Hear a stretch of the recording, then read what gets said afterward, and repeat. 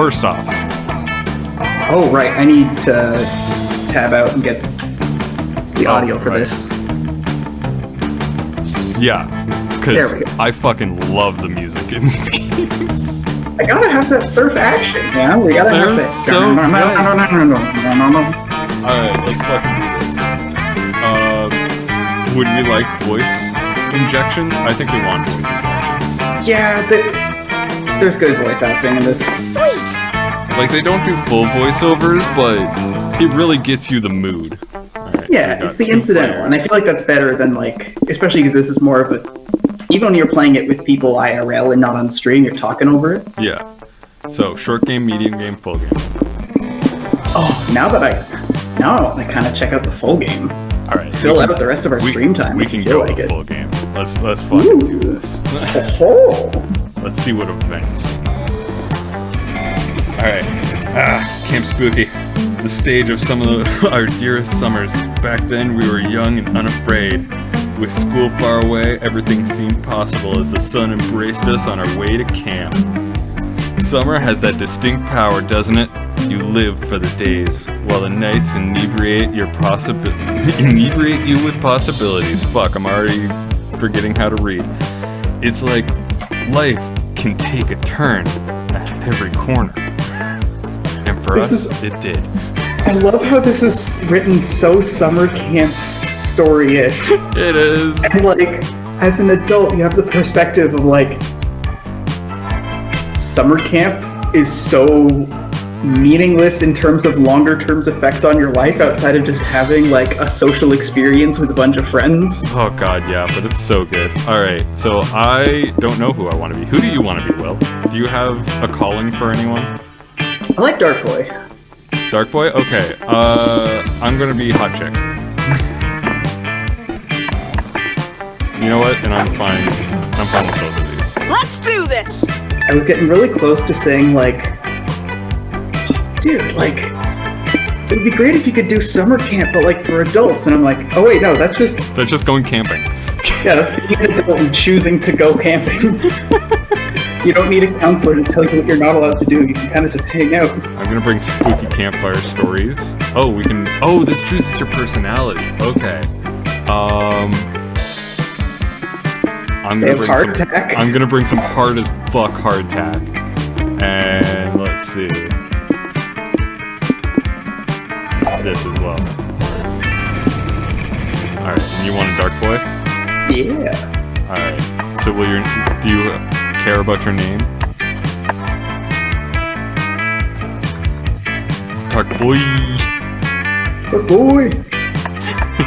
Actually, how many characters can I put in?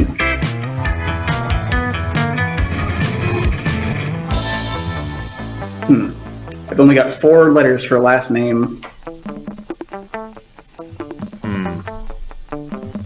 There we go. Boy Rex. Summer me is funnier and bolder. Oh wow, they changed the voice actor for that. The original voice actor for Dark Boy was Cryotic, but Cryotic had some issues. Oh my. Yeah. Aw, yeah, you're so fucking cool. Oh, you didn't want to bring chess too? I was really tempted. One might say that the Monster Prom had hardened us on the highs and the lows of life. Why are you going to summer camp after prom? I don't know. One last hurrah? I guess. Maybe Monster School works differently. You don't know. To be fair, after prom, most people in our grade went off to like a local conservation area. Yeah. But that was more like drinking beer we weren't supposed to be drinking around a campfire. But no, in love, we were always absolute beginners. I think I skipped the line. And summer camp was no different. No one talked about it, but the idea of a summer love loomed over our heads. A summer love? A summer love! Close to the last day of camp, there was a meteor shower happening just 5 weeks away. Everyone knew that if you were into someone, you were going to watch that damn thing together. And so, a silent yet powerful pressure invaded us. It was the monster prom all over again. Everything seemed uncertain. Everything but one thing. Whoever we were asking on the meteor shower date, it was probably going to be one of the 6 coolest people on that bus. Joy Johnson Jajima, a badass witch who wanted to chill a bit after saving the world countless times. Aravi Mishra.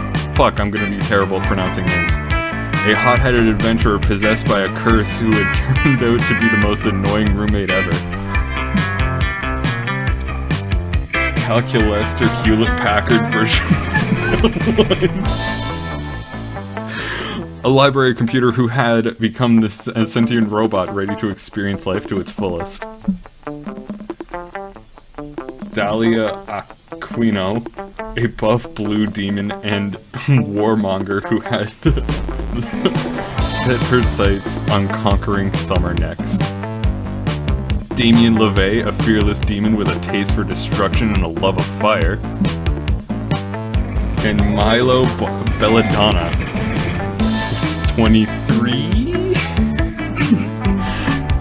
A Death Reaper doubling as an internet influencer. And who was profoundly in love with life and all its earthly pleasures. You know what? I can vibe. I can totally vibe with this. I'm totally down for like a Grim Reaper type character who's just loving life. The bus trip was long, and all of summer could be shaped by the first steps well taken. And so it was clear, it all came down to breaking the ice and causing a good impression with the right person. Time to break the ice. Alright, so besides finding love, what's your main goal? Let's see. Strengthen my relationship with Marzipan, to improve my understanding of living things, to level up as a person, to be the very best at survival, to earn all the monster scout badges, to just be left alone for long. No, Red is trying to be the very best at survival. Master of the wilderness. You sniped that on me. Oh, so we have a pre-existing connection with Damien. Do you want to be Damien? Sure. Oh, so all of you are wilderness masters too, huh? I'm a bit of a legendary survivalist myself. But only one of you can be the true master. Oh god, that just colored what the rest of this dialogue's gonna be like. Only one of you can be the true master. There's no prize for second best. We'll see when we get to camp. Which one of you can rise to the challenge and who's gonna die mysteriously in the woods? We had only 5 weeks left to woo our crushes and conquer their hearts. But as I already said, we were young and unafraid, and we were ready to start.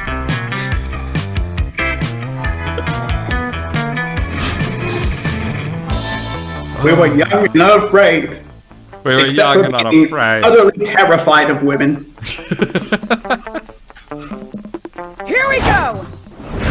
Okay, so I love that so much. Young and unafraid. I was young. I was very afraid.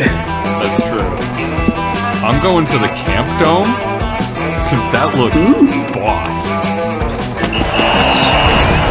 Another day at Camp Dome, and another day trying to survive a deadly battle royale.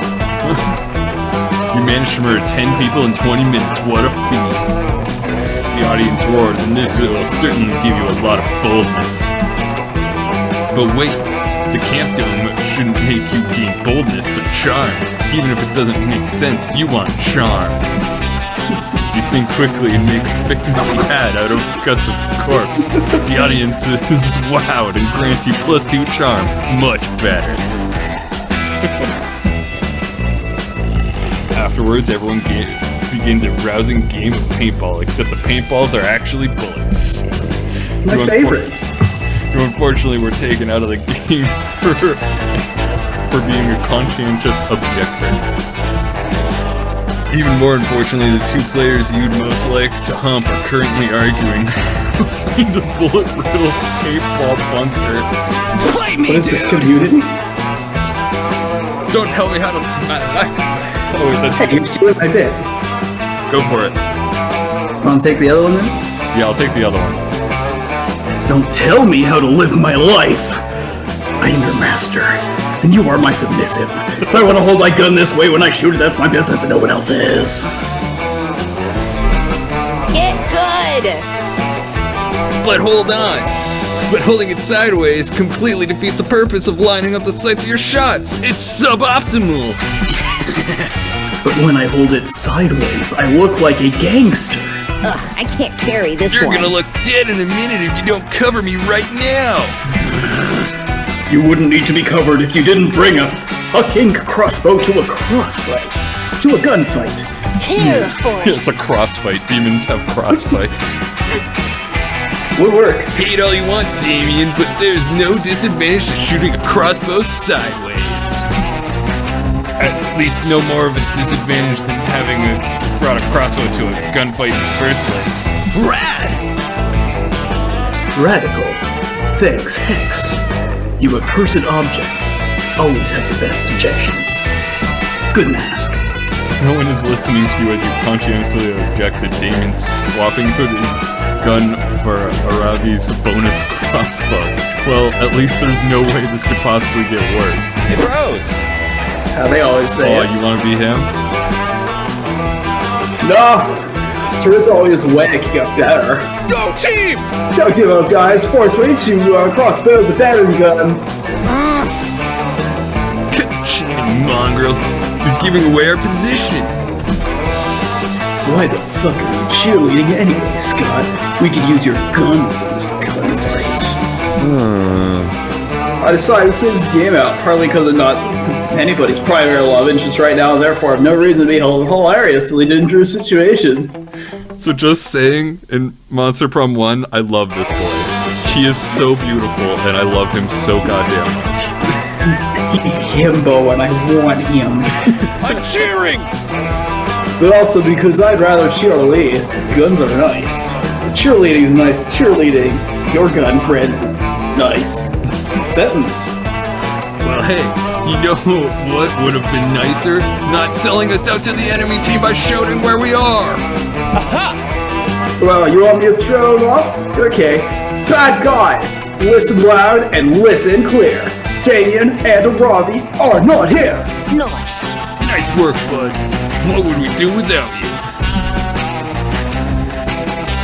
Hex may live for chaos, but you'd rather Damien and Ravi not get shot. There's no way you're gonna talk. Scott, out of cheerling one, sees into it. But maybe there's a way to make him actually useful. Alright. Make a cheer that is actually an extremely cogent argument for gun control, or Kevlar pom-poms. Kevlar pom-poms? Bro. Oh no! This is you, man. Oh, right, it is! What? No way, Rod. Kevlar is not a good material to make pom-poms with. I mean, it's hard to lift, and it's not very pretty. How am I supposed to do sweet thigh stands and back handsprings while I'm holding Kevlar? Look at his fucking face. This is a man who is thinking. No thoughts, head empty. No, he's missing the point. You try to explain your logic behind using military-grade pom-poms to save your friends. No, Red, you're missing the point. The entire point of pom-poms is for them to be lightweight and glittery. Pom-poms represent love and excitement. Kevlar is neither loving nor excitementing. You see, all this goes back to 1965, when the first pom-poms were invented. Oh my god, he's way smarter than the first game. 20 minutes later, the match is over, and Scott has only made it to the mid-90s. Listen up, noobs! There you two turd munchers are. Where were you when we were done with prolonged gun exposure a few minutes ago? Oh. Sorry guys, wanted to help, but I was too busy arguing with Red over how Kevlar pom-poms are a bad idea. That's what you were fighting about? You're ridiculous. Yeah, no kidding. Red, everyone knows pom-poms are only supposed to be made out of glittery ribbon. Kevlar would be too heavy and sad. You need to learn from the pros. Yeah, dumbass. Do you know anything about fashion? Black bulletproof accessories are so mid-22nd century nuclear apocalypse and also closet. Not to mention the speed and dexterity disadvantage you have by taking one. You'd have to take just to use one of those things, let alone dual wielding them. Pass. Red, remind me to never take your advice on anything paintball, except the paintballs are actually bullets related again. Or cheerleading related. Or We're just outta here. related to anything at all. See ya. Fuck no! I failed. They all walk off, mostly because Aravi and Damien are bleeding profusely and need medical attention. Here you go again, arguing about Kevlar in a time of crisis. What? You were only trying to help? No, fuck you. You don't understand anything about pom-poms. You lose -2 sparts and -1 charm, dummy. No, my charm! Alright. Okay. Headquarters? The lake? You're bold as fuck. Oh yeah, big bold. Look at that. Look at that sideways fucking Oh, like fuck. strafe Sorry about jump that. shoot. Quality. You want to go swimming, but it seems like the god of the lake is in a bit of a mood today. It demands an offering before you can get in the water. The only thing you have to give is your favorite yo-yo, which you were playing with on the way here. Fuck my phone. I That- just tossed it into my room, my bedroom, so weird. You want me It's to one way to take deal with it. The god of the lake. I just covered 2 lines. Okay. The god of the lake. Yeah, god of the lake accepts your humble gift. It's actually kind of relieved you don't leave something boring like a dead fish for the soul of a mortal. Mortals. Fucking mortal, right? So in addition to gaining access to the lake, the god blesses you with +2 fun. Yay! Hey. Hey. Afterwards, you managed to convince Damien that back massages keep away mosquitoes. Really getting after it when... Hey, is that weird chuckling lamp always been over there? What weird oh, wow, okay. There's something weird about this lamp. Just can't put my finger on what. Arson! Well, in the words of great Mahatma Gandhi, when in doubt, set it on fire. You're pretty sure that's not what Gandhi said, and you tell Damien so. Really? I tried to read a biography of Gandhi once, but I couldn't understand it, so I set it on fire. I thought that was the lesson the book was trying to teach me. That was about 5 minutes ago. The book is still on fire, actually. In fact, it's what I was planning to use to burn this lamp. Watch, and listen to other books I've read. No need, Damien. The only person who's been burned here is you! By my impeccable disguise. Whoa, that's crazy! Whoa, Counselor Flodge? You were the lamp the whole time. Cameron Orenthal Flodge. Guilty. Pretty cool, huh? Only if you think lying is cool, which I do, but only when I do it, not when people do it to me. What? I wasn't trying to lie to you, Damien. I was trying to teach you a lesson about the wonders of camouflage. Get real. Camouflage is for stupid babies who are too late to solve their problems of violence. Sneak level 100. Fuck, alright. Oh, so it's violence you're interested in, eh? I'll have you know that... You sound like a fly whenever someone does a fly voice. I'll have you know that in the heady days of my youth, I once disguised myself as a baguette in order to stab the French Prime Minister. But France doesn't have a prime minister. They have a president. Only because I stabbed the prime minister. That just might work. I didn't know camouflage could be used for stabbing. This changes everything.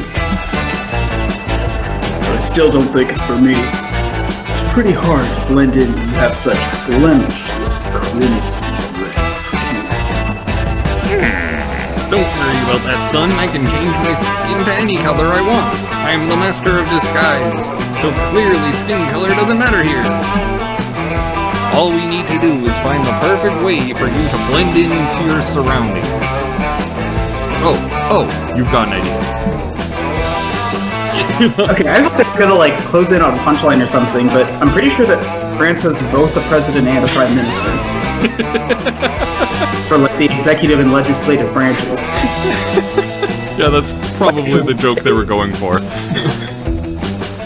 So, are you going to get a high-powered job in the fashion industry and make red the in color for this season and next season and every other season forever, or hide Damien in a giant bowl of delicious Hawaiian punch? Oh, it's not very creative. Finally, a plan that combines my two greatest loves, fashion and stabbing people through concealment. Not so fast, my conspicuous pupil. Someone's going to have to infiltrate the fashion industry in order to pull this off. This looks like a job for... Stealth mode! The Lampster! No, Hobbs. I got this. Buckle your asshole, Dark Boy Rex, because you're about to get made the fuck over. Damien makes you over so hard that the executives at Fashion Inc., the non-copyright company where you applied for a position, immediately hire you to be the CEO. Once you're the top fashion exec, though, you realize that the industry is actually really fucked up. It promotes waste and ecological degradation, perpetuates arbitrary, boring beauty standards, and uses, like, a ton of child labor. No time to fix that, though. You gotta make red a popular color so Damien can do cooler crimes. Your plan is an immediate success. Everyone is in love with the new shade of Fire Engine Red showcased in your Fashion Inc. pre-fall collection. Everyone, that is, except for Damien. What the actual fuck, Dark Boy Rex? How am I supposed to blend in now? My skin isn't fire engine red, it's crimson red. Crimson. Are you blind? You tell him you don't see what the big deal is. After all, the two colors are really... Similar. Yeah, they're similar, which means they're not the fucking same, doesn't it, Cockboat? Cockboat, Go wow. home, loser. Knowledge of skin tone is foundational to makeup mastery and cockboatery, and you just pissed all over it. I can't believe I ever liked you. We're both just fucking up here. I mean, I thought this was going to be like the last one where I didn't have to go over a specific person, and I don't vibe with Damien. Yeah, that's fair. He kind of sucks. That's fair. Your joy of finding out that Damien liked you is immediately overshadowed at your sorrow that the team doesn't anymore. You lose -2 fun and -1 boldness. Whoa. Oh. Everyone choose something good. Say your choice out loud to the other people before clicking. Okay, so what's your something good? Rest. Chicken pot pie. You know what? Chicken tortilla. Okay. Player order is decided based on your ability to come up with a compelling title for a movie about the thing. Start debating now. Oh god. What? Do you have a title for it? Oh yeah, Rest, the Impossible Dream. Oh, nice. Mine would be Rat Tortilla. It's a shittier, lower budget version of Ratatouille, where in the end he makes the tortilla. You know, effort, you got it, but I don't think I can endorse your win here. Yeah, no, I'd be way more compelled about yours than mine. Mine is not compelling in the slightest. You win that one. I hope I choose correctly. The evening. That day you go on a hiking trip with a bunch of random campers. You live some weird adventures and share personal stories and secrets. You don't know their names, and they don't seem to have their own character models, but they reveal to you they're part of a different game, a survival resource managing game. It turns out that they cannot perceive your character model. You go to the same camp, yet you're part of different games. This is deeply strange and makes you reflect so much about your own existence that you gain +2 smarts out of it. Galaxy brain. They apparently get +10 berries and +2 stamina, whatever that means. Later you're hanging out with Ravi and Damien in the woods. You're helping the two of them settle a bet. What's up, loser? Dang it, neither of them are... Damien, you're about to get fucking wrecked.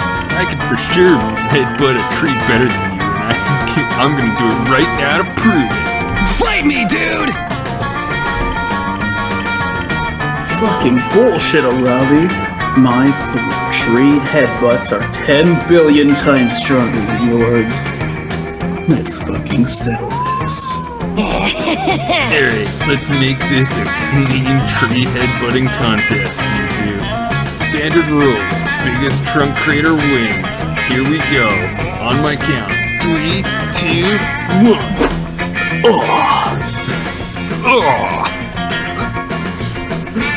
Oh god. You want to do the witch or should I? Oh, hello! Look who wanders through my forests. A crowd of plump, delicious, fresh children. Hello, children. Oh no. It's that old witch who lives in the woods. The Baba Yaga. I'm a specific folklore character. To be quite honest, she's annoying as hell and everyone knows it. Shut up! It's not a big deal. Hey, shut up! Don't you know it's rude to interrupt a tree headbutting contest? Now my forehead velocity is going to be thrown off by like 0.002 milliseconds. Yeah, well, get fucked. Check out this house with chicken legs velocity, bitch. Yeah. Tell us what you want. Leave us alone, or put your forehead through a fucking tree trunk. You guys, quick side note. Am I the only one who notices that the Baba Yaga smells so much like soup? The soup smell is overwhelming me right now. I can't get over it. I was poor in an agrarian economy. There really weren't a lot of options, okay? I'm very sorry. The Baba Yaga did not mean to interrupt you, tasty children. It's just that I need a big, strong child to help me with the chore. See that house? The Baba Yaga points into the forest. Yep, her house is like 40 feet away. It's standing on chicken legs. It's super creepy, and it smells like children parmesan. You see, children, Baba Yaga's oven is broken. I need a toothsome savory child to climb inside and fix it. But there's only room for one child. Which of you will help me? Whoa, your oven's broken? I'll help you, even though you're a super weird old lady that sits in a bowl. You're outraged. Damien's picking this fucking moment to start behaving like a kind, helpful Boy Scout who's going to do a chore for an old lady. She's obviously gonna eat him. Oh god, I've never heard of obvi as an abbreviation for obvious. I've heard it a few times. Interesting. I've never heard it and that hurt my soul. What? No. I just love being inside of ovens, Dark Boy Rex. They're warm and shit, obvi. Level up, loser. Back off, Damien. I'm helping Baba Yaga. This is a side quest if I've ever seen one. Plus, you're too much of a weakling to fix the oven anyway. Fuck off! Fuck that and fuck you. I'm fixing that oven, and there's nothing you can do to stop me.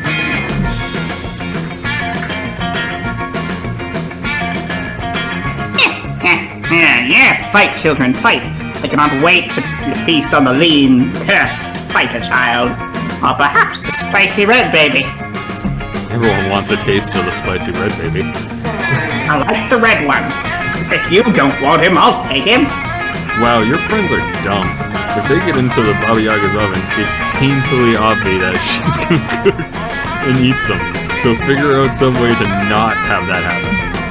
Alright, you can lure your fellow camper and close friend, Rocco the Were-Raviolo, into the woods.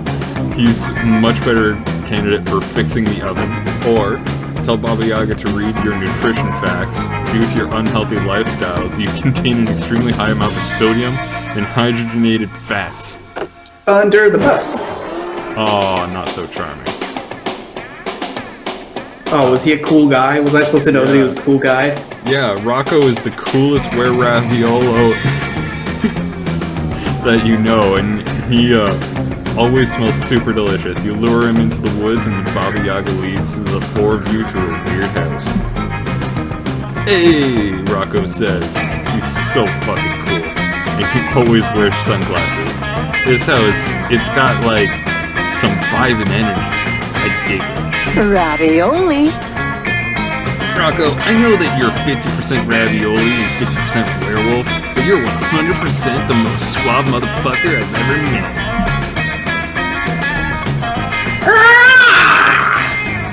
I'm intrigued by you, strange child made of the star. Those other two children smell like rats, but you're making my mouth water. I fix my oven, climb inside. Oh, now I get it. It's the old climb into my oven so I can slam it shut and eat you ruse. And Dark Boy Rex invited me here so that she'd eat me instead of you guys. Rocco, what did you just say? Did you say that Baba Yaga is going to eat us? That's what she meant by fixing her oven? Fuck. You guys, I did not see that coming. Me neither. This was a twist, and I feel like I'm watching Lost. Gotta say. Is Lost still a relevant reference? No. Fuck no. Gotta say, this is bullshit. You invited me just because I'm Raviolo, right? I mean, aren't all of us just flesh ravioli filled with our own special fillings just like me? The pasta child does have a point. A raviolo is novel, but all children are delicious after being roasted with a little garlic. You know, it's like I always say, you want to put a bit of onion, bit of garlic, see how you feel, or you decide on dinner. Anyways, I was good. Ugh, I can't carry this one. Rocco, Can't you take one for the team here? I have a feeling that we're not leaving this creepy chicken leg house until someone climbs into that oven. It's not gonna be me. You all sound just like my father. Listen to yourselves. Telling me that all I'm good for is getting cooked and eaten someday. But I know that I'm a bigger raviolo than that. I'm majoring in philosophy, and I recently decided to become a professional skateboarder. I'll be the first ever Philosopher Pro skateboarder. I'm gonna change the fucking world. Fucking metal! Fuck. Rocco, that's metal as shit. The only thing that could make philosophy more metal is skateboarding and vice versa. What? Seriously? I'm very hard to impress, and even I think that's some solid-ass life planning. Multi-classing is always a good idea. You tender raviolo, you have touched my kind heart. I cannot eat a youngster with such delicious filling and such ambitious dreams. I'll just eat one of you other children. Not. Yes. Definitely not it. Shit. The Baba Yaga respects the sacred law of not it, so she throws you inside her oven and turns on the broiler. Your friends all leave you to die, including Rocco. Luckily, you secretly grabbed a spoon from the Baba Yaga's kitchen. When she's not looking, you use the spoon to dig a hole behind the poster in the oven. Thank God the Baba Yaga keeps a poster of a smoking babe inside her oven, because it's covering up your escape tunnel. After hours of digging, you finally escape the oven and you got yourself a few third-degree burns. You survive, but you lose -2 boldness and -1 smartness. Where to go now? We are not doing well. We are failing all the tasks. I'm gonna go to the manor. It seems like the way to win is just kind of goofy shit. Yeah, it's pretty much always goofy shit, but the thing is, you have to match the goofy shit with your skill. So it's whatever the goofy shit is that matches, like, the boldness or creativity. Like, I have high creativity right now. I need to select options that are creative. Otherwise, I'm just going to lose. That day in the haunted manor, you accidentally stumble upon a cult meeting in the hallway. The cultists are wearing terrifying black robes and standing over a bloodied body and chanting. You try to flee, but one of them shoves a flyer in your hand. The ink burns your eyes to read, but you manage to find the words, new recruits get healthcare benefits and same-day sign-up. What? Sold. You gain a bunch of new cultist buddies, and your new insurance covers spontaneous +2 boldness growths. Cool. You spent the last 5 minutes following Damien around, hearing tales of his exciting exploits, but staring at his butt more than actually listening. And that's why I can never go back to Rome. Why I have beef with all the village people except for the cop, which is weird, because in real life I often punch cops. Rad! Oh, I should show you the badge he sent me after I sent a video of me singing YMCA while burning down a series of YMCAs. I can never find anything I can't brag. My dad sent me with so much extra stuff that I can't imagine I'd ever need while camping. Tent, a sleeping bag, a compass. When would I ever use any of that? Wait, what's this? Looks like a flashlight, but instead of a light bulb, there's a flashy-looking open mirror. I must put this in here. Why? Oh no. Oh dear. You think that maybe the Lovins were packing Damien's equipment and they dropped some equipment of their own by a complete accident. I'm a pro camper! Is it maybe a utensil? Has a mouth. Maybe I'm supposed to use it to chew all the food before pouring it into my own mouth? Nope. You can't traumatize Damien by telling him you doubt it. You found his dad's sex toy. But you need to think of a valid non-eating usage and fast. Its mouth isn't for eating, it's for issuing words of comfort and encouragement. It's an emergency pocket friend. It's definitely a flashlight, just a very weird flashlight and nothing else. Pocket Rad! Yeah! Oh, pocket friend. Of all the flashlight-shaped things a pocket can contain, a friend is the most badass. Friends are almost as metal as enemies. Damien presses some buttons on the flashlight, and the mouth begins to move and vibrate. Speak up, friend. I can't hear you emotionally validating me. Damien presses more buttons, and, to your surprise, the friend does, indeed, begin to talk. But its vocabulary seems to be limited. Oh, yes, it screeches. Oh, I know what that means. Yes, you're happy my dad's gave you to me to be my new best friend while I'm away. That's the spot. Yes, exactly. Camp Spooky is exactly the spot I'm meant to be in this moment.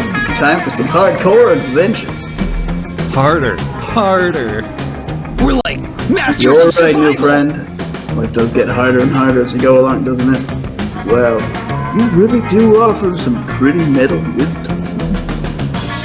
Sound of boob holes. It's song cover gruel. It's the air. It's Damien's ringtone.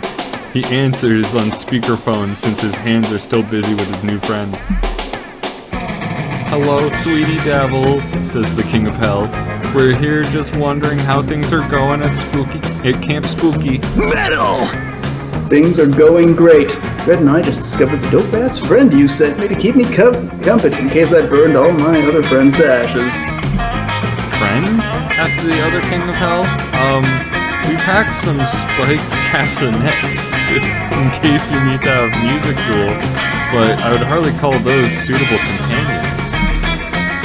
No, the friend with the flesh-covered mouth who lives in the flashlight. When did he become the werewolf guy? I don't know. I don't really know. Oh my. Oh dear, says the other King of Hell. So that's where that went. I assumed one of the Magmo-pterodactyls swallowed it whole, but this is so much worse. Why? Well, your new friend gets homesick, so the best thing to do is wrap him up and put him at the bottom of your suitcase and never touch him again. Okay, Dad, whatever you say. I'm just glad I got to meet him at all. Oops, I meant to press the button. Better to have loved than never to have loved the lol. Yes, loved. Well, we have to go. A new wave of YouTube commenters has just arrived, and we have to make sure they're appropriately punished. We love you! Follow my lead. Huh, that was strange. But true friendship sometimes means binding to a friend and shoving them into the bottom of the suitcase. Guess we have to support each other now, Red. Lucky you. Let's just hope you're a better friend than a full silicone tube. You gain +2 fun and +1 creativity. Alright, everyone choose a food.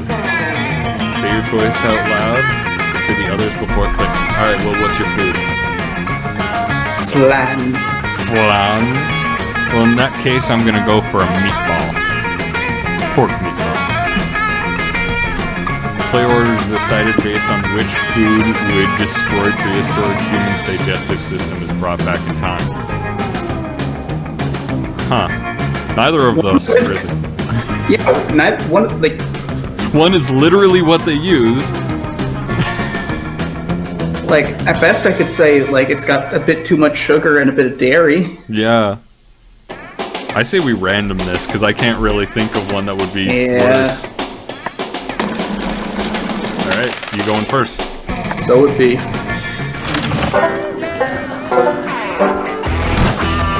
Pack some marshmallows? If anyone wants some.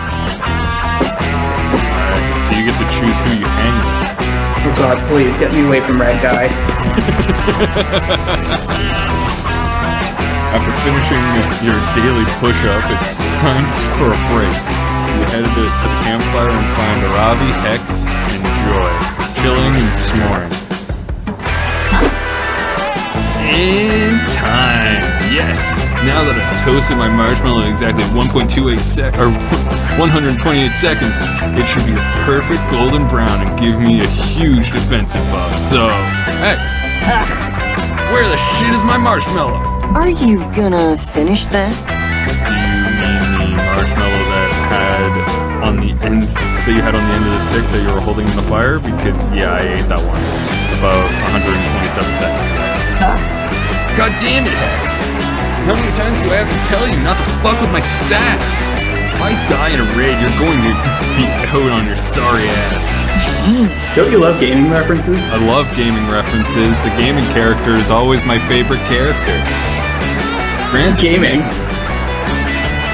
make a good point. And here's another compelling argument. Marshmallows are so good. Oh my god, marshmallow.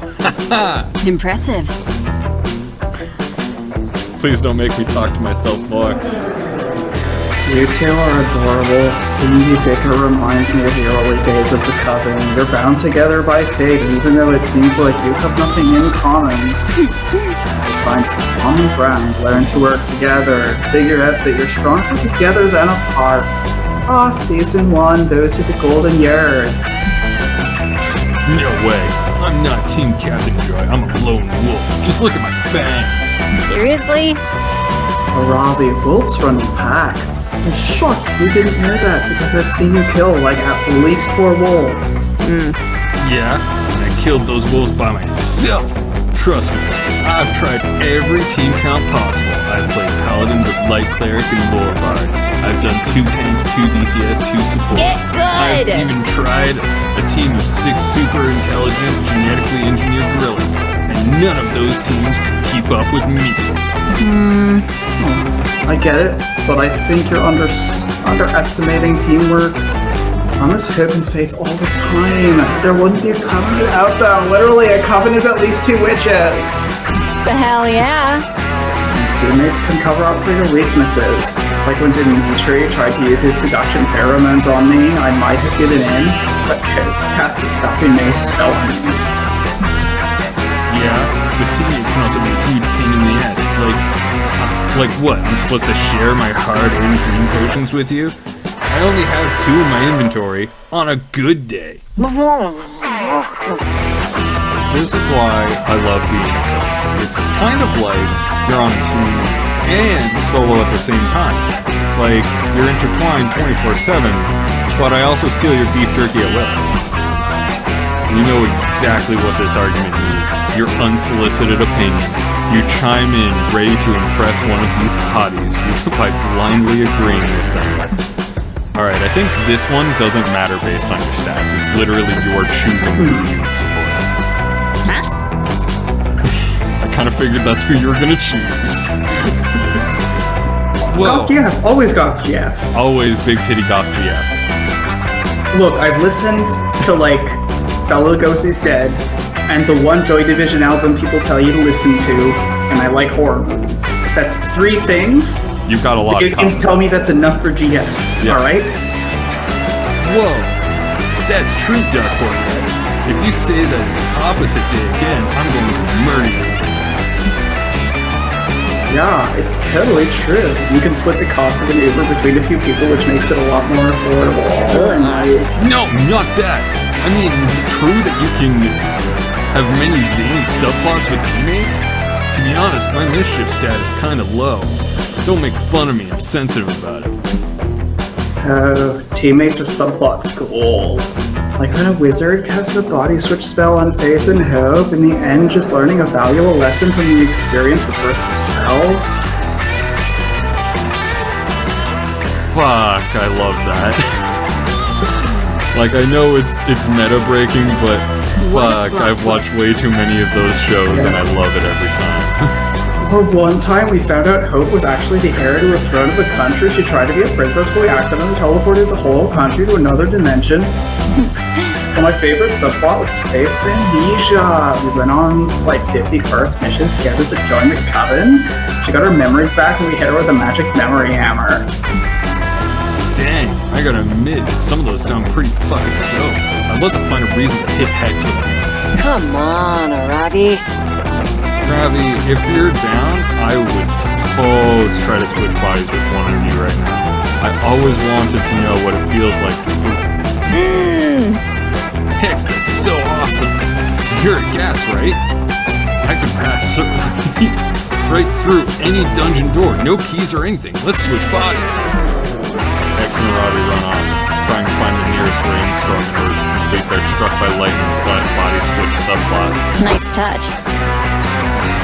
Those 2 are already maximum Zeta. I'm happy I could inspire them to do more of what they usually do, which is a bunch of bullshit. By the way, thanks for backing me up.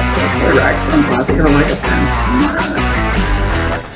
Because I think we make a pretty powerful duo, if you know what I mean, huh? Ha! Wink at face.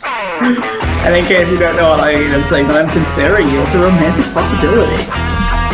Romantic possibility? That's just a step away from romantic reality. You blush and spend a few hours practicing Team Rocket-style catchphrases with Joy. Let's start a campfire!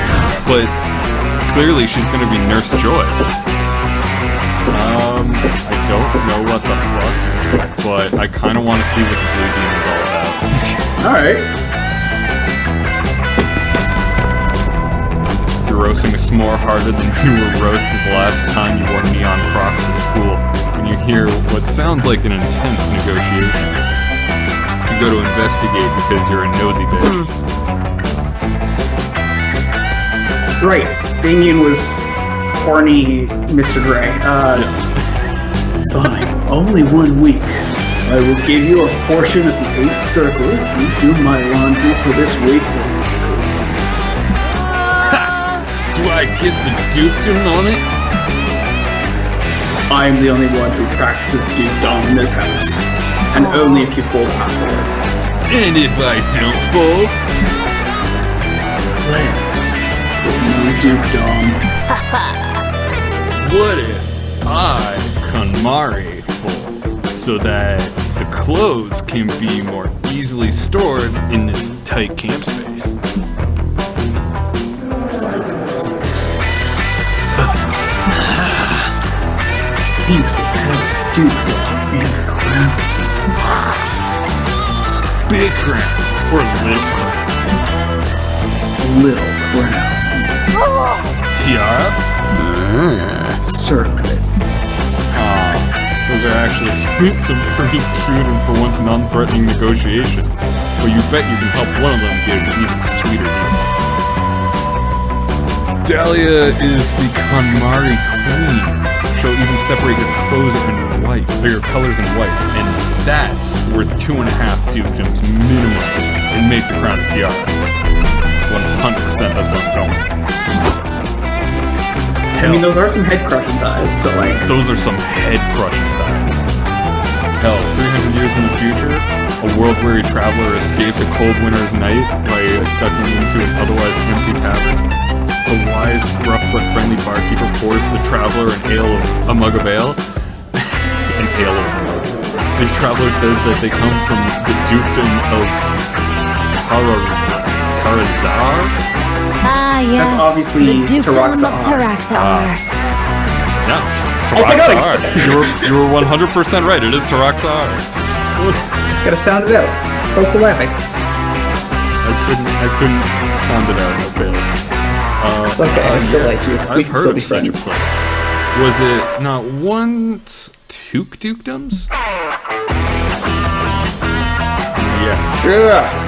Taraxar and Grog-ar, but then the deal was broken between the two young, powerful demons for their unifications. Before, they were bitter trade rivals, and as back in 67, in the Pumpkin days, Taraxar boosted the finest bolts of cloth and all that hell, made with ancient techniques they would never share. Which, of course, the two-stream company, anyway, I'm getting off topic. Home to the finest scientists hell had ever seen. You know, they created potions that would remove any stain from any surface. For 67 cents, and Empress Dahlia I displayed her intellect with diplomacy by uniting the two into one, thus proving that unification between dukedoms was the most effective move Tell me more for tales, all, Traveler. and I'm getting banned for racist comments. Tell me more tales, traveler, and perhaps I'll tell you a few of mine. I wish Americans knew more about Canadian lore, like the ridiculous human being that is Don Cherry. Oh my god, I really wish Don Cherry was like a normalized thing. Like, I remember JonTron did a video of Are You Afraid of the Dark? And like, one of the videos was like a kid having a nightmare about playing hockey. And Don Cherry shows up and like, JonTron's just like, who's this fucking guy? And I'm sitting there yelling at my TV being like, that's Don motherfucking Cherry, bitch! Meanwhile, back in the present. Oh, fine. Whatever. You can have 2 dukedoms. Buonissimo! Nice! I got 2 dukedoms. Now dukedoms, kiss! Dahlia Mine's making 2 dukedoms kiss. It's so cute. Maybe you'll get to do that with her someday. Oh! Everyone choose something good. Oh. Puppies. Nut. Player orders decided based on the likelihood that society would survive if said good thing was completely wiped out from existence. Yeah, mine counts against it and yours counts for, so shit, that's you. Yeah, I don't think there's an argument there, although I don't want to live in a society without puppies. But without the nut, I mean... Oh, fuck.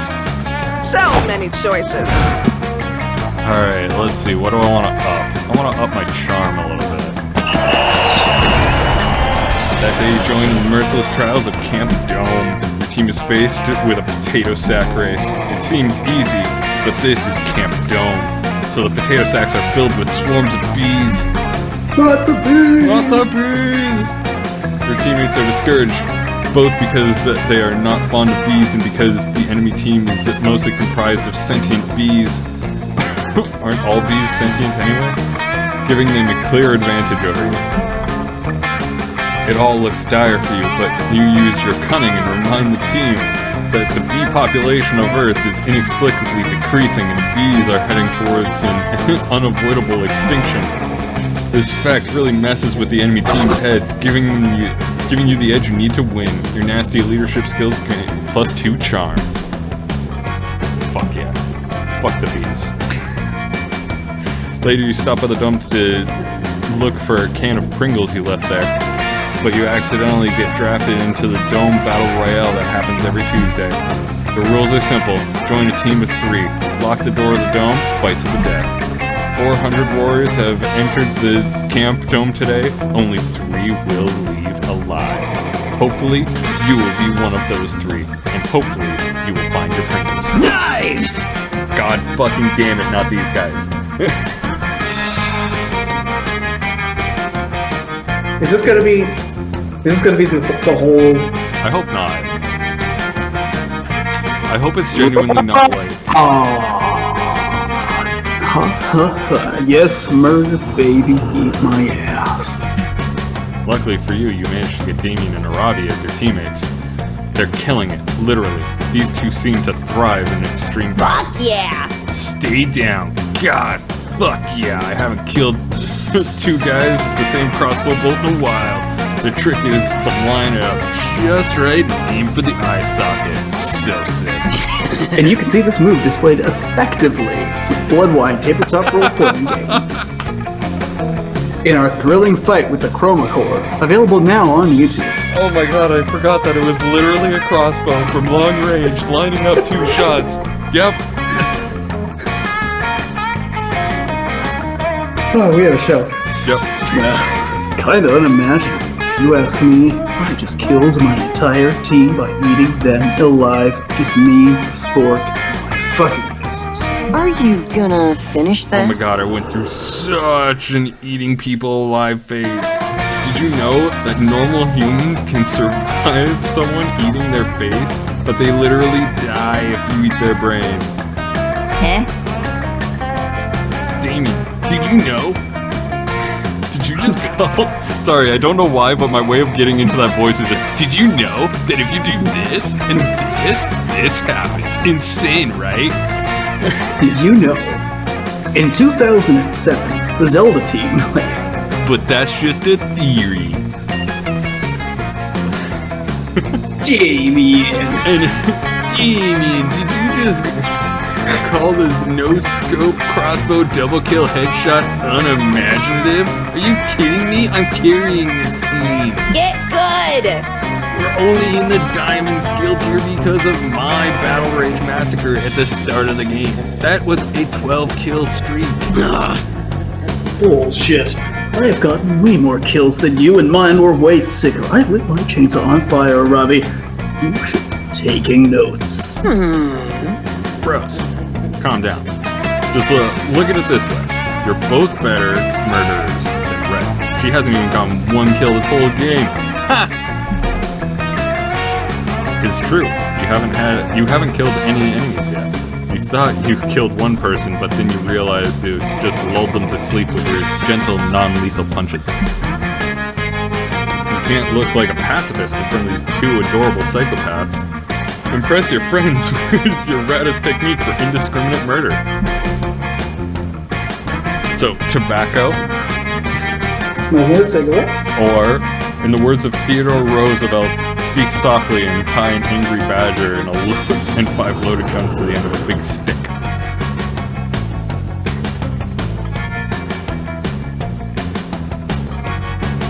Which one are you going for? Oh wait, no, this is me! I went first. Fuck, I'm used to you winning.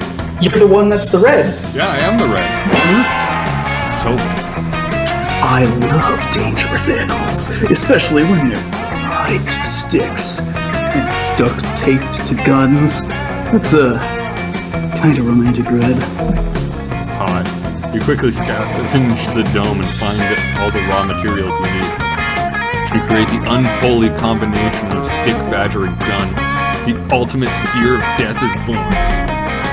With the spear in your hand, you're filled with the dark, evil, primal power. You lose consciousness as your body is lost into the trance of battle. You cannot see. You cannot think. You can hear.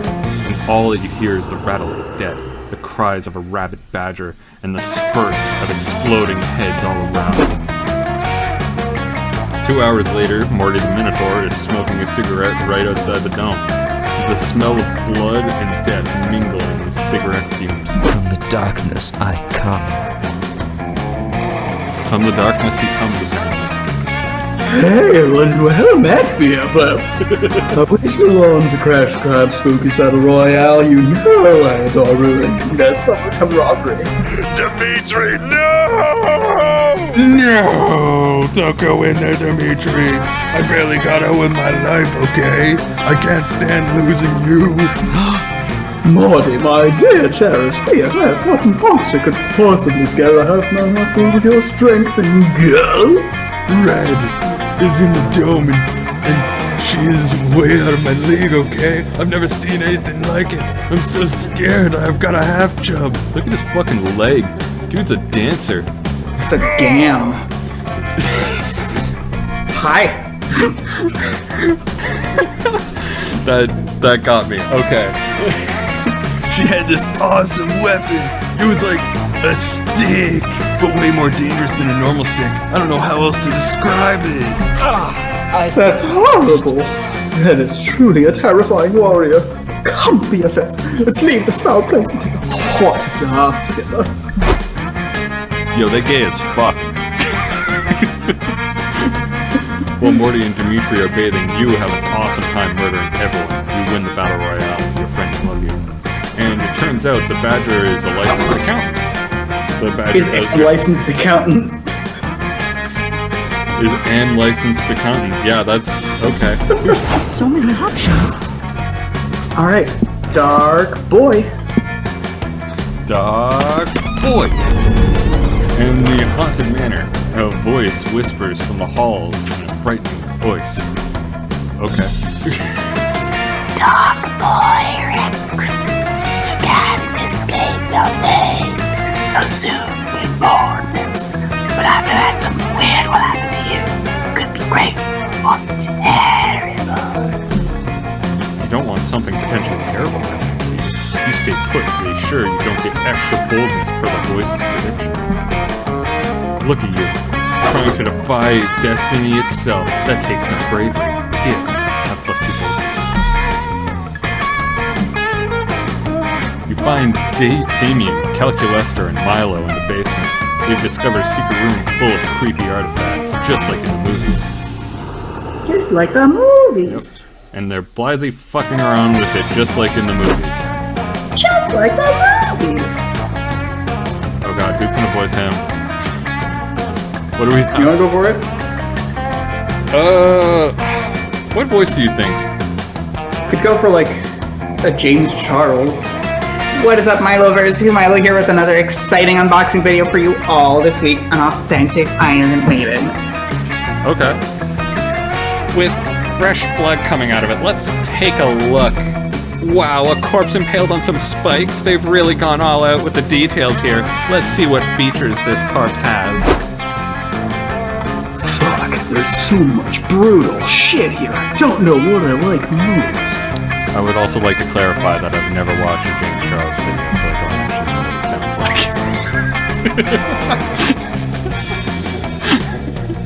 like. I mean, if you don't watch a James Charles video, then I feel like James Charles doesn't really need to be a part of your life. Yeah, no.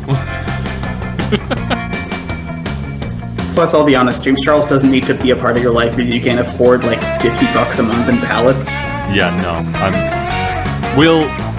And anyone who has watched Bloodwine will know that taking care of myself visually is not on my list of priorities. Well, and there's a very big difference between like a certain amount of visual like hygiene and aesthetic. Yeah, I take care of the hygiene part. I don't really give a shit about the and aesthetic. mindlessly purchasing mass amounts of overpriced colored powder, you know? Yeah. And I say this as someone who's put makeup on a few times, like, Yeah. you just need a few. Yeah. You chill with it.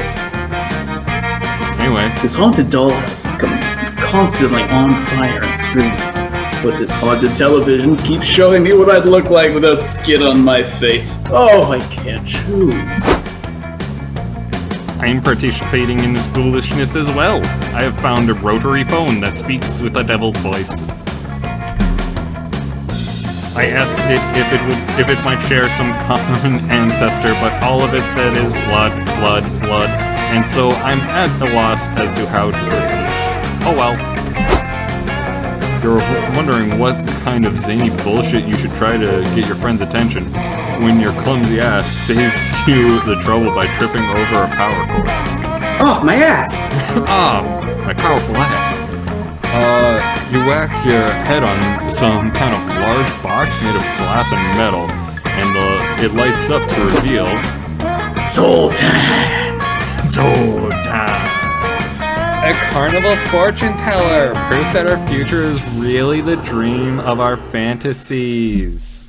I don't know what that means, but I like how the dummy inside is grinning like an insane person and obviously cursed.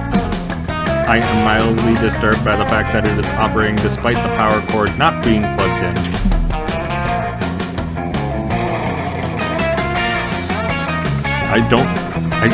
How does Zoltan... If I remember, it was vaguely racist. Yeah, so maybe not the vaguely racist. Yeah, just thank you we for... could go with the IRL fortune teller and be like, Hi, I'm a 40-year-old Irish Catholic who insists that I'm a witch. Please, would you like to get a fortune reading and also a card reading and also buy some of my oils? Thank you for activating the Rasp the Fortune Teller as a show of gratitude. I will answer any one question about the future. But be forewarned, however, the price of this forbidden knowledge is your soul. And if you're wondering about this wonderfully fashionable fashion item I'm wearing at the moment, it is LuLaRoe. I'm having a party in 2 weeks. Oh god, no. Raise your hand if you have a soul. Nobody? Sick. Free future knowledge. Somebody ask a question. Oh, I have a question. Can you believe how lucky we are to be alive at this point in history? I think he meant a question for the fortune teller friend Milo. Oh, nope. The only thing I have a question on is my own limits. Daily, as should we all. Fuck! I have trouble reading. This is the opportunity you've all been waiting for. Ask a question so good it will make your friends want to have sex with you later. What slang will be cool in 20 years? And if you know the future, why don't you tell us what question we're gonna ask? Ooh. Not so fun. You'd be surprised how often I get that question, says the fortune teller. Very well, in 20 years the most popular slang words will be blump kiss, potato handshake, and swaft. What's a blump kiss? Is it bad? I'm curious what a blump kiss is too. Technically, I only promised to answer one question, says the fortune teller, but I'm feeling generous. A blump kiss, according to Future Urban Dictionary, is the only correct response when a chilly shrove offers you a potato handshake. What, then, is a potato handshake? The necessary prelude to a blump kiss. And I assume schwaft means some combination of blump kiss and potato handshake, or something equally bewildering. What? No, that would be disgusting. Schwaft is just the word that replaced Quispy when Quispy went out of style.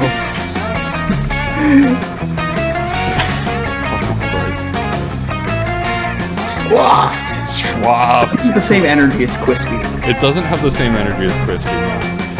That's not particularly helpful. Then again, unhelpful helps us learn to help ourselves. Fuck, I hate this person.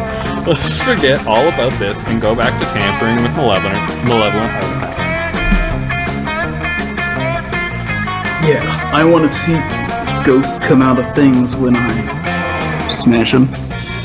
Aren't you a ghost person? I was having quite a stimulating conversation with that telephone. I think it was actually saying blood in binary. Your friends wander back to their various cursed implements, leaving you alone with the fortune teller. and your crippling anxiety. My two best friends. Maybe they're comfortable leaving you the mystery of future slang unsolved, but you're not. What if you accidentally use the words wrong? What if you fail to use them at all? And then they become cool and you're not cool because you didn't use them. The fortune teller gave you the gift of knowledge, but it was a cursed gift. You will be miserable until you discover the meaning of these words. Several pounds of your flesh and one blood ritual and countless YouTube tutorials later, you finally gain the knowledge you crave. Schwaft is slang for some idiot who cares way too damn much about learning what schwaft means. Hey, got it. Egg, nabbit. Everyone choose a song. I'm gonna go with Don't Stop Believing.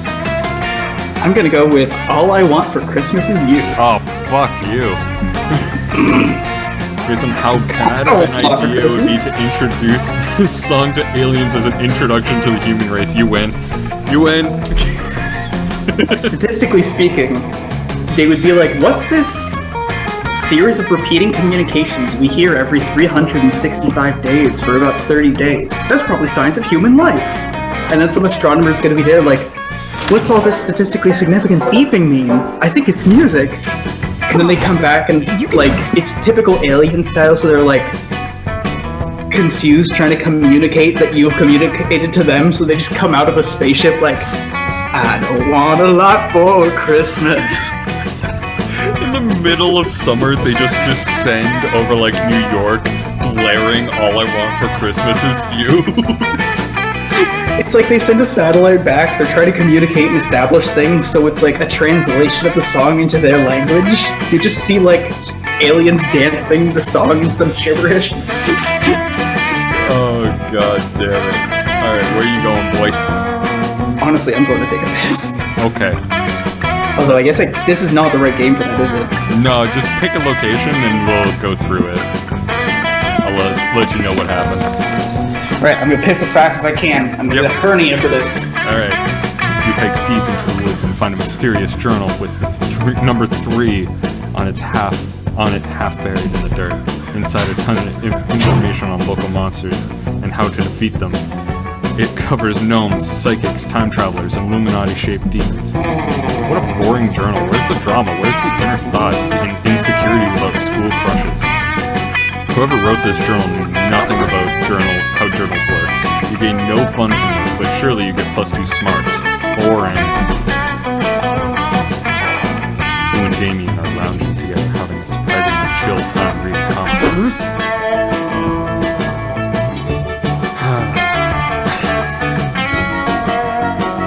This is gonna sound crazy, but can you pass me the one that doesn't have someone putting his fist through someone else in the cover?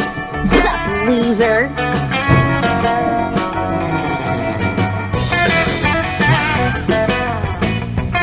What's this now? You're going to read an actual words that might describe something other than punching. Lordy. I'm over Lordy.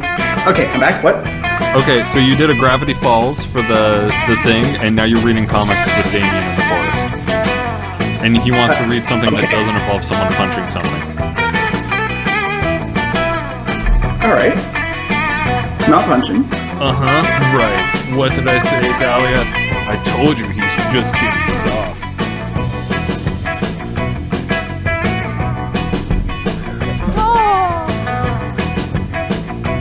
But not so soft that he won't still come in sand strangling and ocean kicking with us tonight, right?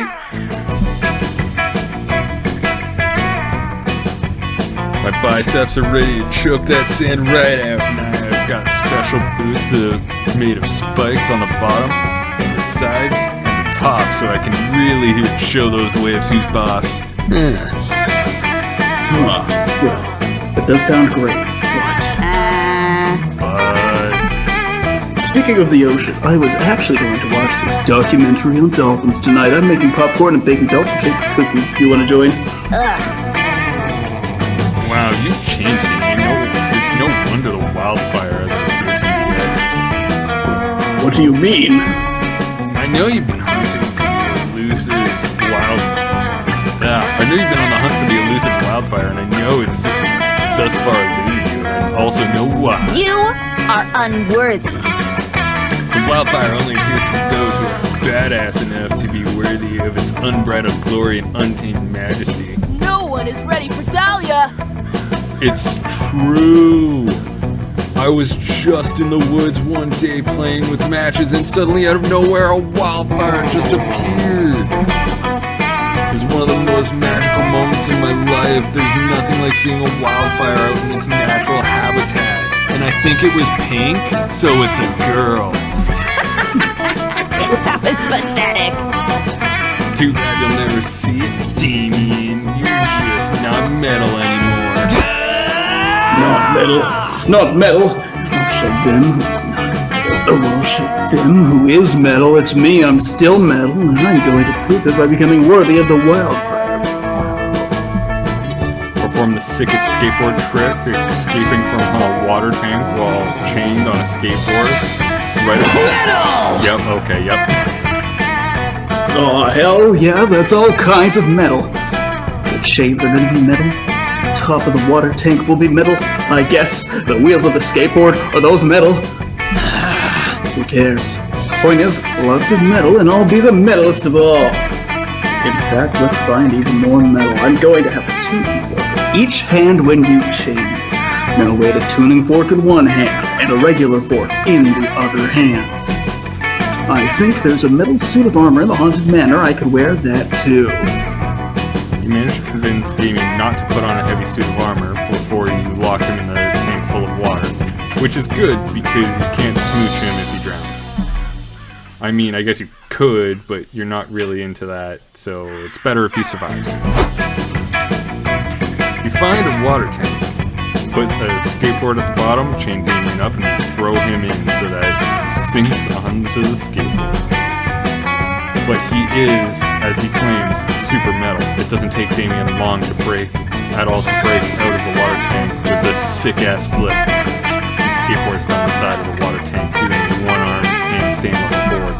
He does a double somersault in the air, hitting the tuning fork with a regular fork to create a beautiful, magical pitch as he lands right side up on the skateboard. That's Damien style, baby. Fucking, yeah, wildfire. Come at me, bro. Silly Damien, you can't call the wildfire. It appears to you weirdly that you're not. Yes, I am. I just did the sickest, most metalist skateboard trick ever.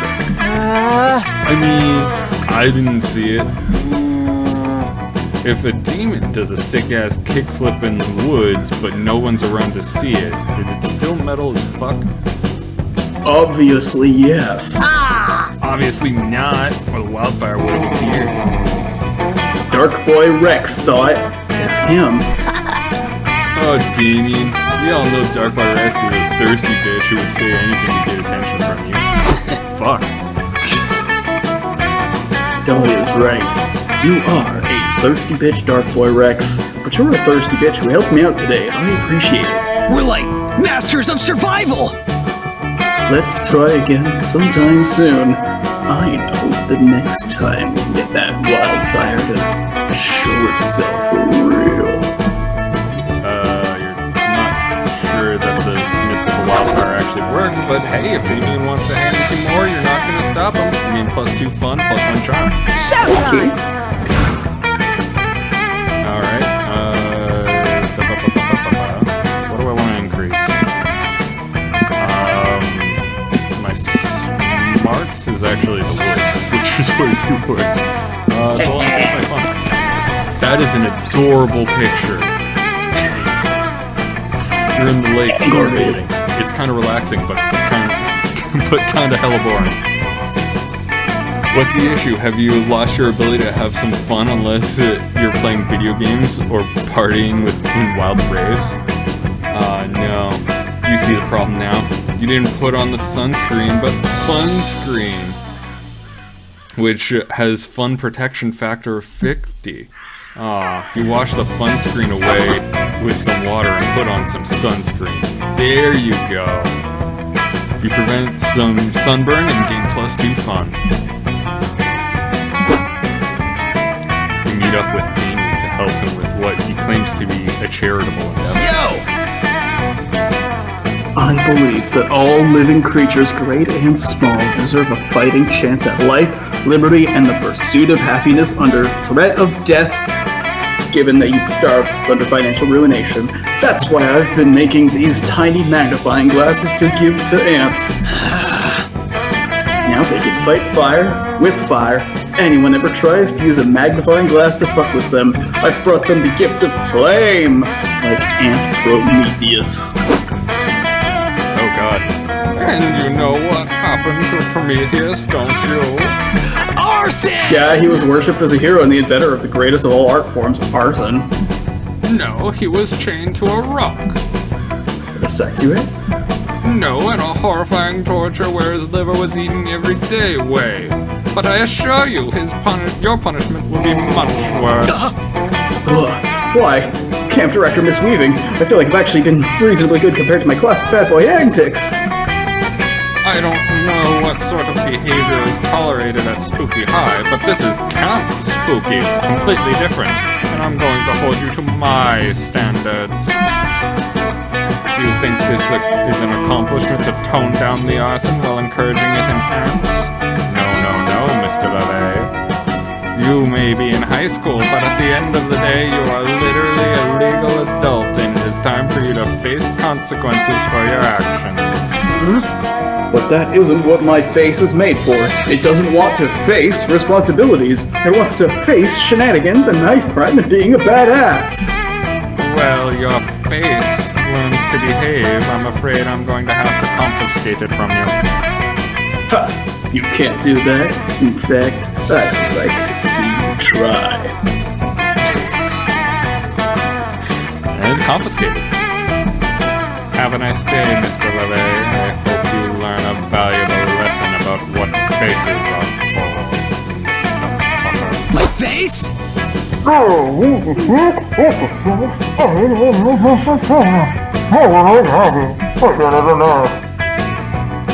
So Damien is understandably freaking out, but with no way to get his face back, the best way to come to his rescue is to convince him that this is a good thing.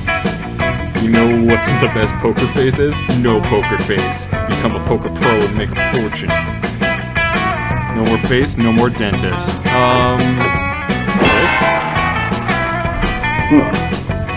I guess that's true, but it's not often that having something is the best way to have it. Except for, say, like STDs, I guess. I'm pretty sure Camp Director Miss Weaving put underground poker rings on the list of forbidden activities.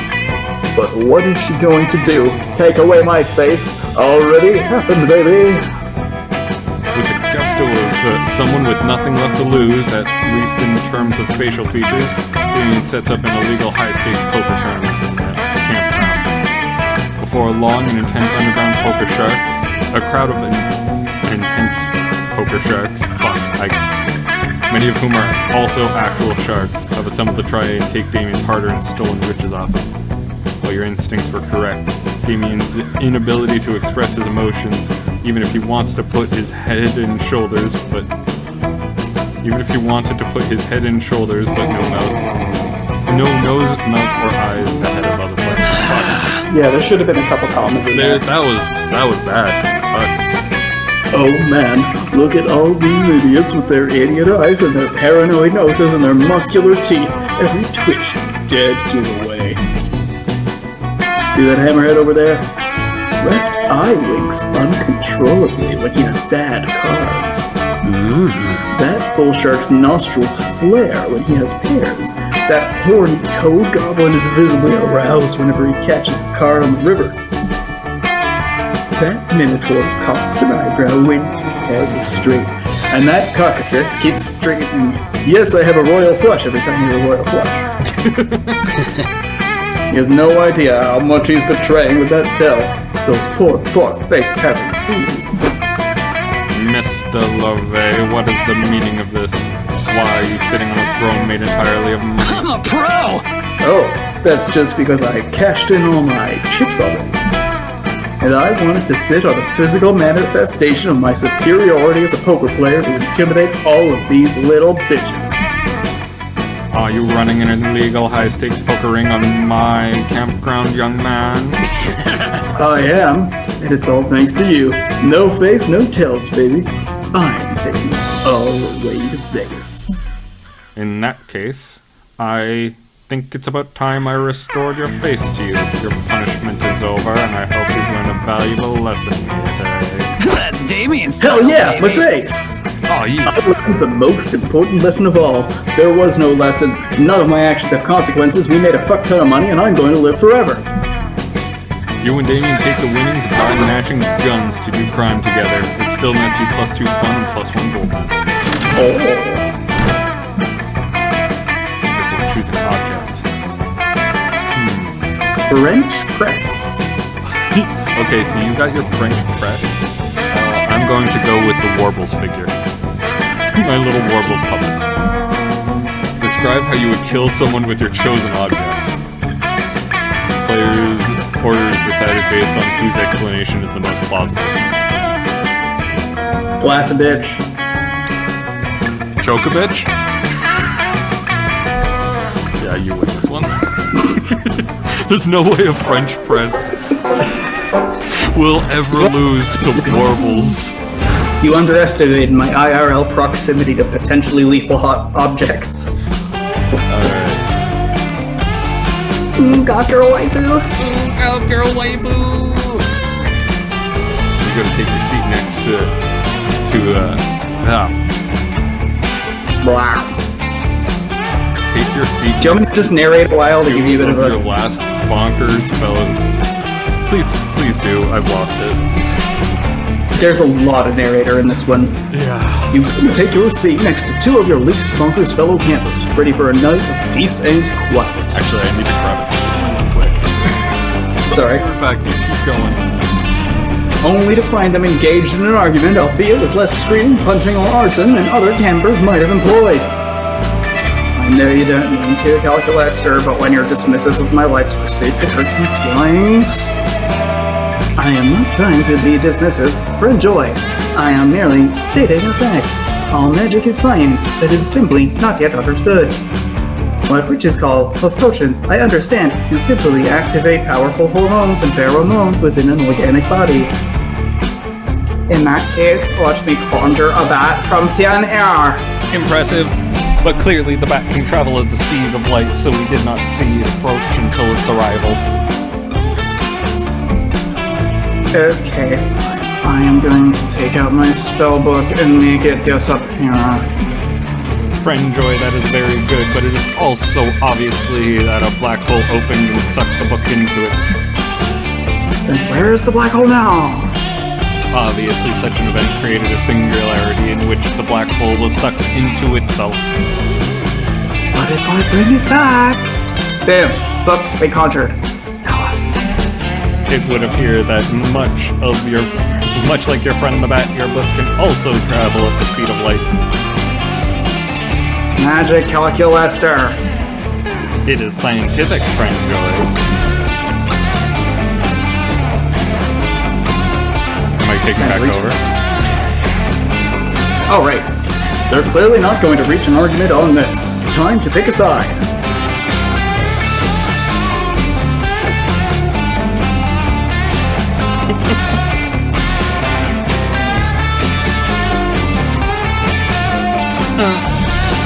But, my friend, this is impossible, for you see, I have no nose.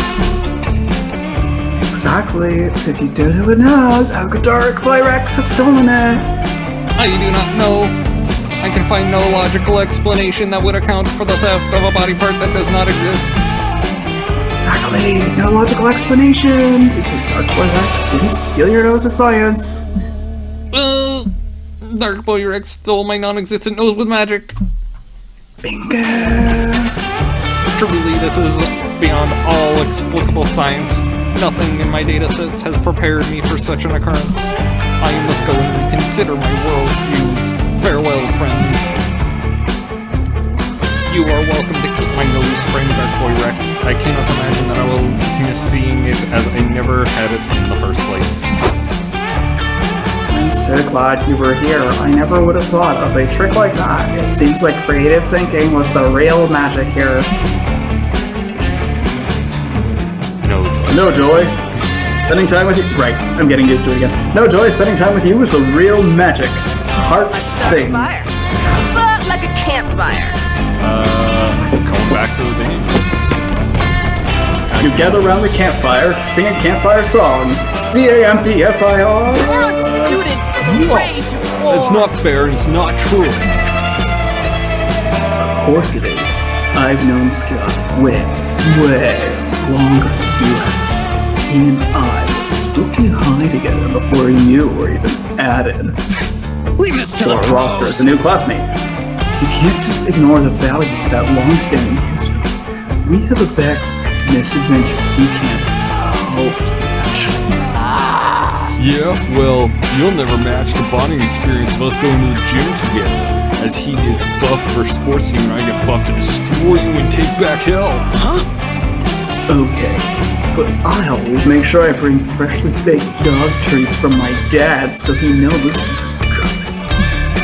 Well, I always make sure he's using the strongest, most buff-making gym equipment as he knows he's a gooder boy.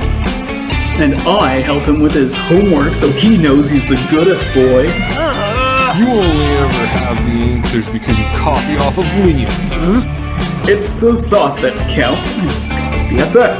This No, is I'm Scott's BFF. This argument doesn't sound like it's ending anytime soon, and although it's the most adorable one you've ever heard, this kind of yelling is harshing your campfire vibe. Better give them a solid criteria to prove who's Scott's BFF once and for all, so you can finish your C-A-M-P-F-I-R-E-S-O-N-G song. We all love Scott's cheeriness, but a true friend needs to be there for you not just in the good times, but also truly understanding the side. Empathizing with Blue. Scott needs a friend. Scott needs a friend with a vicious cockatrice that you can unleash at a moment's notice. Some havoc in Okay, I see where you're going with this, but I think we all need feeling blue. Literally. Oh my god, I'm Blue! I'm the perfect friend! No, it was about feeling sad. It's that kind of feeling blue. Yes, exactly. I feel blue all the time. Because I am blue! No, not that kind of blue. Feeling blue can be nice. Because if it's a pretty day, then you can match the color of the sky. Which makes you feel pretty too. And also helps you blend in if you set to attack someone. No. No one is ready So to if down Scott ya. is ever blue, I can teach him to blend into the sky and use that to his advantage at sports team practice. God damn it! Why did he leave? He's going to miss out on all my useful tips if ever he went. I can't wait to be useful to my BFF Scott with all this knowledge. Dahlia practices her pitch to Scott by imparting all her valuable knowledge to you. Knowledge. You enjoy your time with her and also follow away all these hot takes for your future audition to the Blue Monster Group.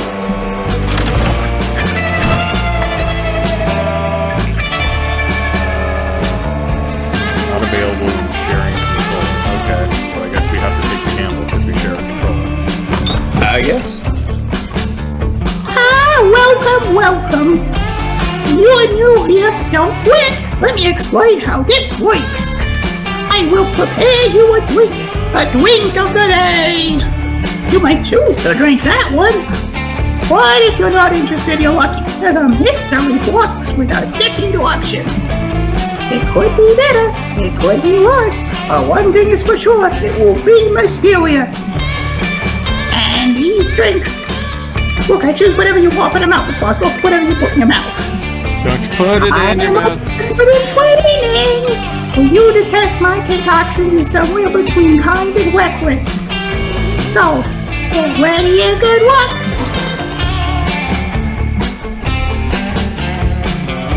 No idea if I got the recipe right. Wanna try it?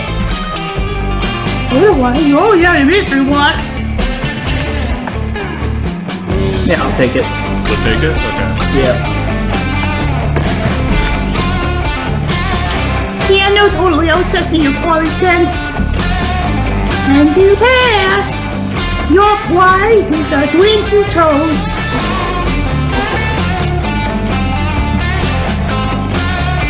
What up, you and what? I don't know how you think that, but the real question is, will you? I don't know the mystery box. At this point, who knows what you drink? I'm gonna go for the mystery box because I don't know what the Cosmopolitan. The box. The mystery box. So bold of you. We got Das Boot. A pair of Das Boots. Get happy with it. Oh, we friends.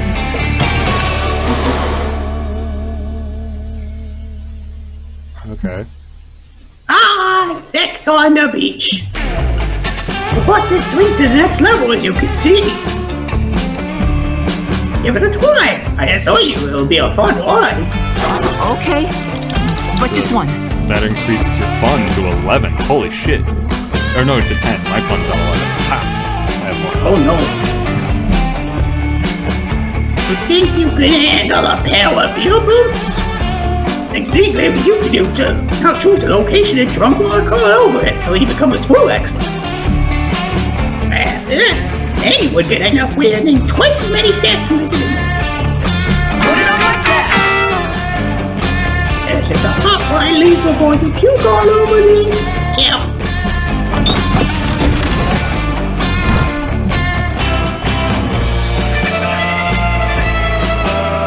PS2 Hagrid. What? PS2 Hagrid. PS2 Hagrid? Oh, fuck. That's a good one. Okay, so if you're taking PS2 Hagrid, I'm going to go with Bay Atten from Knights of the Republic 2. You're the manager of Burger Joint. Player order is decided based on which fictional character is the best assistant manager.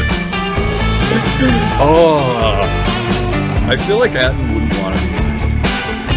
He would hate his fucking life. I mean, Hagrid is very much the assistant type. I don't know about if his polygons can grasp anything, but like, the thing is, I feel like he's the perfect person for the job. all that hair in the food, though. That's true. He would have to wear a hairnet. He would be required to wear a hairnet, whereas Atten has perfect hair. It will be said, but I still think that he would be way better as an assistant. So would be. Besides, most assistant managers are that unhygienic anyway. So many options.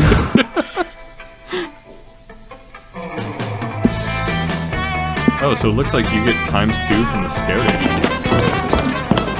That day, all the scouts have made a braid chain as a team-building exercise. You learn sorts of new ways to braid hair. But the person braiding your hair accidentally ties an infinity knot into your head.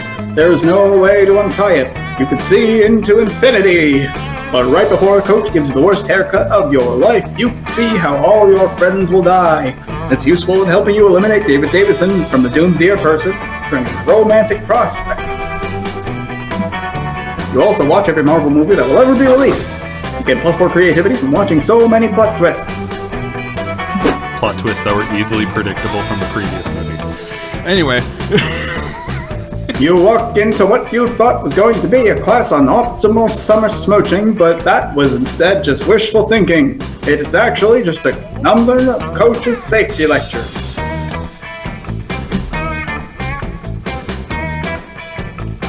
So as I was saying, as summer camp is an extremely dangerous place, take this camp for example. Just in the past week, the canoes of the lake turned out to be crocodiles. Everything turns into like a little Jersey voice a little bit, like a little Valley Boy voice. The camp nurse exploded, and the cafeteria accidentally served constantly firing shotguns for lunch. You're welcome. You're a spineless, pale, pathetic Don't take all the credit, you bell pepper. Those alligators were mine, and you only blew up the nurse in retaliation for me dislocating your shoulder while arm wrestling. Wait, that was all you two? You're working together to destroy this camp? Us? Working together? Gross. Yeah. We never worked together. Our collective reign of terror is really more of a happy accident. Oh dear. Oh gosh. Oh no. But your underlying assumption is correct, friend coach. According to my analysis, Damien and Dahlia are responsible for approximately 102% of fatalities at Camp Spooky. A percentage includes people who were killed elsewhere and then brought to the camp for aesthetic reasons. That's not a very scout thing to do. Oh, that's Takahata 101. I recognize that voice. It's from Team 4-Star. He does the Dragon Ball Z abridged. 102%. That's almost as high as the amount of percentage you're supposed to give in sports. Damien, Dahlia, you two are a crisis. Loser. Wow, Calculister. Way to go. Snitches get stitches, you know. I am unlikely to receive any stitches, friend Damien, because both because I have no flesh to stitch and because I am not a snitch. I am merely providing accurate safety data. Don't worry, guys. I'm not here to punish you for all the people you've slaughtered. This is a safe space for talking about safety. So we're not in trouble? Of course you're in trouble, but it's not me you should be worried about. It's yourselves. It looks like the biggest threat to your safety is yourselves. Rad. So, I love being a danger to myself and others. But think about it, Damien. If you die as a result of a stupid thing you did, no one else will ever again be able to die as a result of a stupid thing you did. Huh?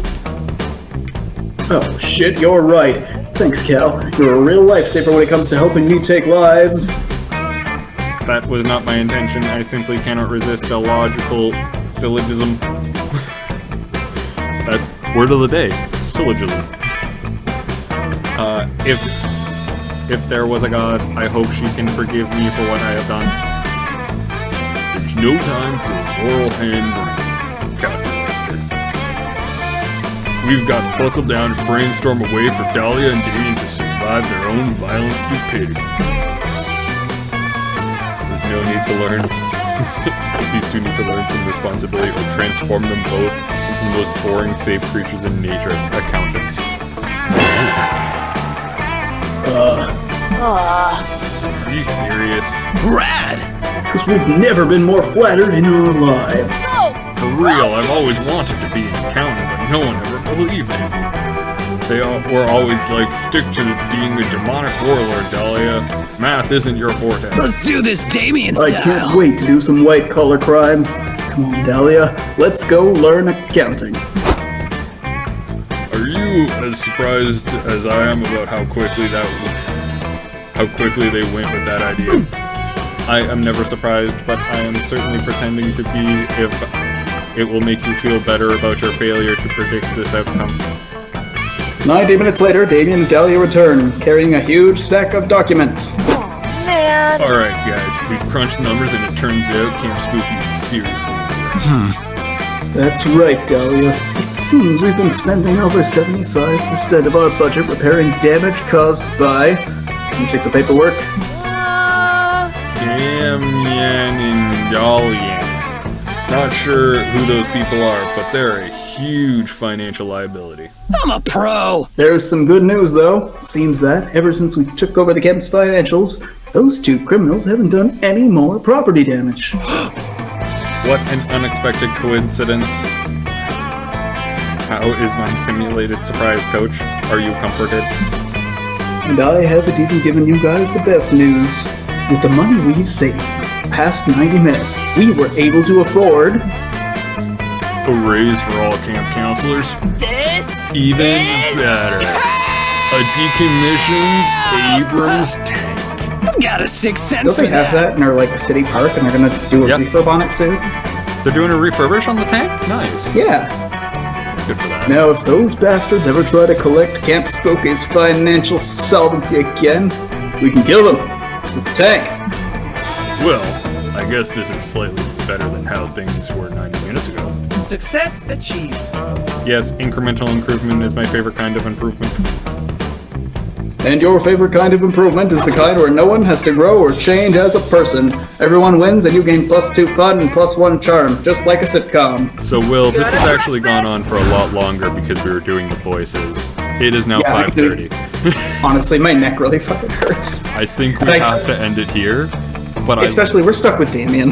Yeah, we're stuck with Damien. So it turns out, in the previous game, your choice was who you started out with a little bit of romantic interest with, but the game was all RNG based on events, or you could go down a quest line and it would be likely to give you those events. Yeah. I think they wanted to do away with that in this, so you literally choose which sort of like character you're pursuing in the beginning. Okay. And we didn't know that, so we are now learned a big stuck old with lesson. So, yeah, no, I don't really want to do that. But I still enjoy this game. This is fun as fuck. Yeah. We have to gather the gang to do this for a 4-person one. Spend an entire night just going through it. Anyway, next stream is going to be Monday, where I may be finishing off Mass Effect, combined with the New Vegas finishing off. So be sure to tune in for that. It'll be the end of Mass Effect 1 Cruelty Run. So cool. It's so goddamn cruel. Oh, I love it so much. Also, don't a lot of the like cool options from Mass Effect 1 start to really show in 2 and 3? They really show in 2. Like that's man. Like I did Vermeer and it fucking kicked off so many choices that were like, this is what happens in Mass Effect 2, and I'm so excited to see it pay off. So be sure to tune in for that. And as always, thank you for your support. We'll see you guys next time. Bye-bye.